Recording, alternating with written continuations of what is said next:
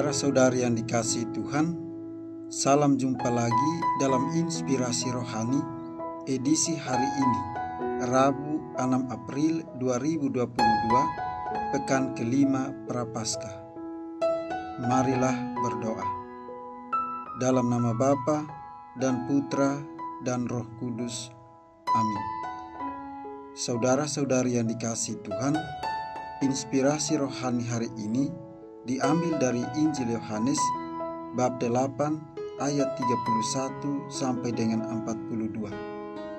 Sekali peristiwa, Yesus berkata kepada orang-orang Yahudi yang percaya kepadanya, "Jikalau kamu tetap dalam firman-Ku, maka kamu benar-benar murid-Ku, dan kamu akan mengetahui kebenaran, dan kebenaran itu akan memerdekakan kamu." Jawab mereka, "Kami adalah keturunan Abraham dan tidak pernah menjadi hamba siapapun. Bagaimana engkau dapat berkata, kamu akan merdeka?" Kata Yesus kepada mereka, "Aku berkata kepadamu, sesungguhnya setiap orang yang berbuat dosa adalah hamba dosa, dan hamba tidak tetap tinggal di rumah. Yang tetap tinggal dalam rumah adalah anak. Tetapi apabila anak itu memerdekakan kamu, kamu pun benar-benar merdeka. Aku tahu bahwa kamu adalah keturunan Abraham, tetapi kamu berusaha untuk membunuh aku, karena firman-Ku tidak beroleh tempat di dalam kamu. Apa yang kulihat pada Bapa, itulah yang kukatakan, seperti halnya kamu melakukan apa yang kamu dengar dari bapamu." Jawab mereka kepadanya, "Bapa kami ialah Abraham." Kata Yesus kepada mereka, "Sekiranya kamu anak-anak Abraham, tentulah kamu mengerjakan pekerjaan yang dikerjakan oleh Abraham. Tetapi yang kamu kerjakan ialah berusaha membunuh aku. Aku seorang yang mengatakan kebenaran kepadamu, yaitu kebenaran yang kudengar dari Allah. Pekerjaan yang demikian tidak dikerjakan oleh Abraham. Kamu mengerjakan pekerjaan bapamu sendiri." Jawab mereka, "Kami tidak dilahirkan dari zina. Bapa kami satu, yaitu Allah." Kata Yesus kepada mereka, "Jikalau Allah adalah Bapamu, kamu akan mengasihi aku, sebab aku keluar dan datang dari Allah, dan aku datang bukan atas kehendakku sendiri, melainkan Dialah yang mengutus aku." Demikianlah sabda Tuhan. Saudara-saudari yang dikasihi Tuhan, Injil hari ini mengingatkan kita pada salah satu slogan, "Buah jatuh tidak jauh dari pohonnya." Dari slogan ini kita bisa mengerti bahwa sifat anak tidak jauh berbeda dengan ayah atau ibunya. Atau kita bisa mengerti bahwa hal yang menurun dari leluhurnya pasti akan ada kemiripannya dengan orang tuanya. Dalam kehidupan, mungkin saja kita sudah mempunyai banyak bukti konkret berkaitan dengan hal ini. Seorang anak biasanya belajar dari lingkungan hidupnya, terlebih belajar dari orang-orang yang terdekat dengannya. Lingkungan yang baik akan menjadikan seorang anak berkembang secara baik pula. Seorang anak yang baik jika tumbuh dalam lingkungan yang tidak baik, hasilnya bisa menjadi anak yang tidak baik. Saudara-saudari yang dikasihi Tuhan, perdebatan Yesus dengan orang-orang yang menentangnya kian memanas.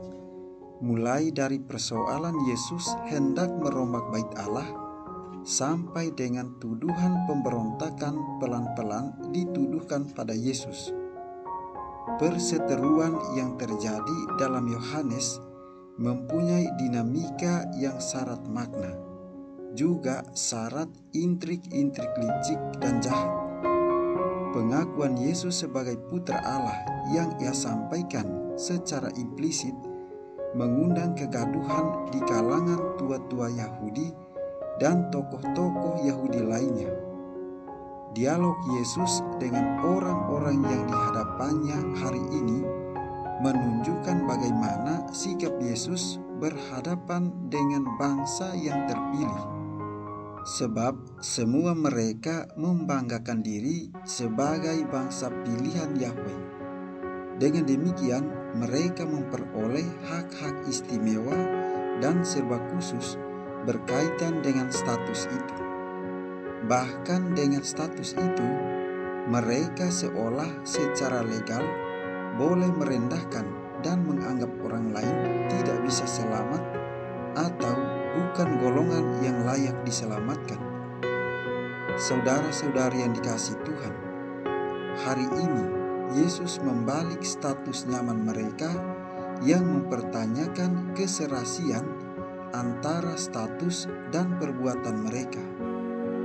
Tertangkap bahwa orang-orang Yahudi berpandangan mereka secara otomatis beroleh keselamatan karena status bangsa pilihan, sementara Yesus mempertanyakan apa yang menjadi keutamaan mereka yang merasa sebagai bangsa pilihan.